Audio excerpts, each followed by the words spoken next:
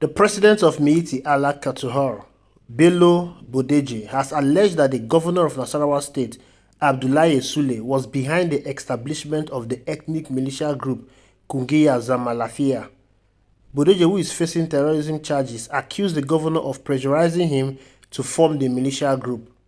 The Militia Allah was arrested by operative of the Defense Intelligence Agency on January 23, 2024, at the group's office in Karu local government area of Nasarawa State for allegedly unveiling a militia group and has been in custody since then. He was arraigned before Justice Inyan Ekwo for the Federal High Court in Abuja on 3 counts of terrorism on March 22, 2024.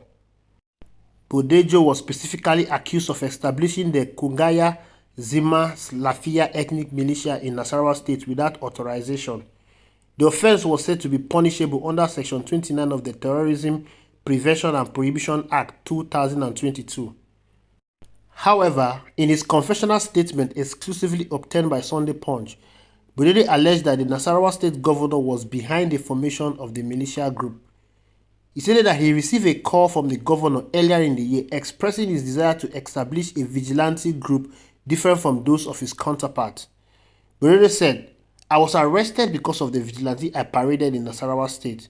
Sometime in early January 2024, Governor Sule called me and said that he wanted me to see him concerning a Fulani group called Kungaya Zama Lafiya, which I told him I didn't know about. The governor said what he called me for was because all the governors had agreed to form vigilante groups in their state like Katsina State had done, but did not want to organize his like other state governors. He said he wanted to use all those who participated in the political rally before the election, and he intended to link them with the army and they would work for him as vigilantes. The governor asked if I could work with Akajo, the leader of the group, and I told him that I couldn't come down to work with Akajo because I'm from the national level.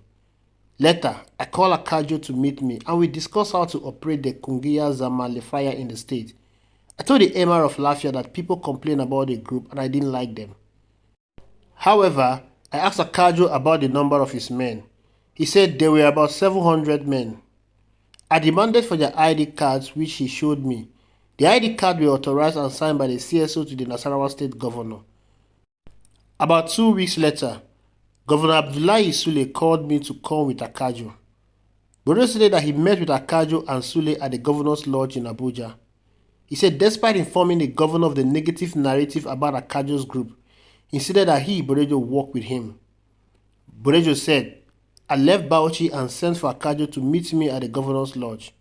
When I got to the lodge, I met Akajo with the governor. The governor inquired what was happening between me and Akajo. I told him that Akajo and his group were spoiling the good name of the governor by causing crisis, stealing cattle and killing people. They went and cleared the total LGA problem. When they got there, they gathered Fulani and harassed them. The Fulani ran away leaving the cattle. Akajo and his group gathered the cattle and sold them. The governor insisted that I should work with him." The Miyetti Allah leader claimed that other people from Nasarawa, Obi and Kayana local government areas of the state who were meant to join Akajo group pulled out because Akajo failed to give them their share of the form released by the governor. He said, "I told the governor that I requested for the group list from Akajo so that I could join it with that of my people to make up the 2,000 and that he had not given me. The governor said we should have a meeting in Lafia. During the meeting, I told the Ados what the governor wanted to do with the Kunaya Zama Lafiya and they bought the idea. During the meeting, one of the members of the Kunya Zama Lafiya complained that they were not benefiting from anything. I immediately called the governor to inform him. The governor affirmed that all forms were released to Akajo for the group, so it was Akajo who failed to settle them. On his revelation, the people were angered, and the people from Nasarawa, Obi and Kaya LJ said they could not join Akajo's group. The governor instructed that I should make do with the existing 700 members of the Akajo group, and if possible, I should make it up to 1,000. Bodejo added that after the meeting, he met one of his friends, Captain Ahmed Shioma Retire, who advised him to make the establishment of the group legal. According to him, Shioma made a write-up which they both presented to the governor. Bodejo claimed that when the governor was presented with the write-up, he rejected it. He said, "After the meeting, I met one of my friends, Captain Ahmed Shioma Retire, who is the deputy secretary of the presidential think tank, and explained everything to him. Captain advised that I make it legal. He said he will put up a write-up for the governor, which he did, and the two of us went to present it to the governor. I don't know what he wrote, but after the governor read the paper, he said no, that he wanted to run the state the way he wanted. Morelos said the governor then instructed him to meet with the secretary to the state government to discuss the cost of procuring kits for 1,000 members of the group. The Militia leader said Shiroma advised him to be careful as the establishment of the group was illegal.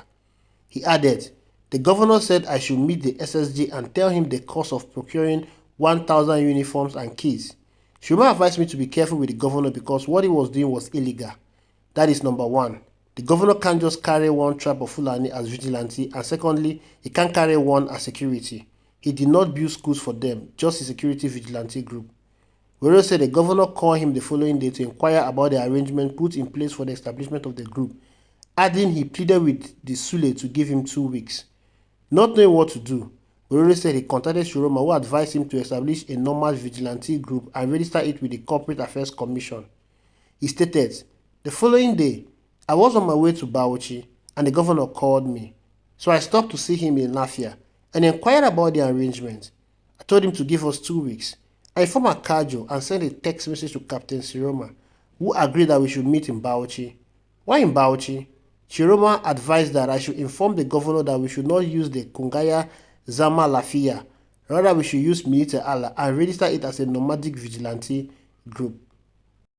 The governor said he had released funds for the uniform, that I should contact the SSG, and when I contacted him, he directed me to the state deputy commissioner of police. He gave me 14.5 million naira, but I learned that the governor gave 15 million naira. I informed Captain Shiroma about the money, and I advised that we quickly register the nomadic vigilante group with the CAC to give us cover. We registered the group and were issued a certificate. Boledo stated that after registering the group, he got the uniforms and presented them to the governor. The Militia leader said the governor was very angry and asked him to put Kungaye Zamalafia on the badges of the uniform. He said, we sewed the uniform and put the badges that showed the nomadic vigilante group of Nigeria. When we took the sample to the governor, he asked us who told us that what he wanted was Kungayo Zama Lafia.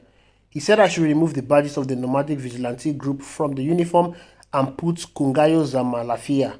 The governor was very angry with me, and I left.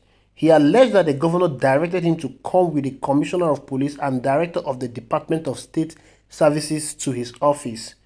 Although he noted that the meeting ended before he got to the governor's office, Bodejo said Sule directed him to parade the group on January 17, 2024.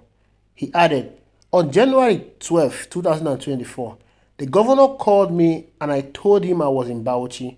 He said I should come with the state commissioner of police and the director of the DSS. However, before I could arrive from Bauchi, they had finished the meeting. I met the governor after the Jumat prayer and he said I should meet him in his office. He said he had directed that we should parade the Kungayo Zama Lafia with the uniform on January 17, 2024. He told me that he met the commissioner of police and the DSS director. Boledo said he met with the CP who was in support of the governor's directive, but the DSS director advised him to apply wisdom. He said, I met a commissioner of police and asked him if he supported the governor's idea and he said yes. When I met the director of DSS, he said we all knew that what the governor was doing was wrong, but that he was a governor. That if I said I couldn't do it, he might tag me as an enemy of the state and sponsoring bandits. He advised me that I should be wise about it. The Militia leader said he was given 7.5 million out of the 15 million released by the governor to convert members of the group and to book the hall for the unveiling. He said, the Deputy Commissioner of Police gave me 7.5 million out of the 15 million released by the governor for the transportation of the group members to Lafia and payment for the hall in Lafia. Boledo said on the day of the unveiling, the governor, his SSG, and other officials were absent. He stated, on January 17, 2024, we assembled all the members in the hall in Lafia. On getting to the venue, I did not see the governor and the SSG. I called the governor and he told me he was in Abuja because the judgment in his case will come up on January 18, 2024 at the Supreme Court and that I should continue. I asked about the SSG or any governor's representative. He gave different excuses for their absence. Then I sensed trouble. He said after the exercise, he realized that the governor planned to remove him from the equation to have full control of the group to perform nefarious activities against the Fulani. Bodedo said, the governor directed that I should march the group to the office of the Commissioner of Police after the ceremony. I did exactly that. However, it dawned on me after the whole exercise that the governor's agenda was to extricate me from the state so that he could have his way to use the group to his advantage. I know that I'm the only person who can stop the group from performing some nefarious activities against the Fulani. So now that I'm arrested, his purpose has been accomplished because he knows that I never liked the group before he actually involved me and backed out during the launch.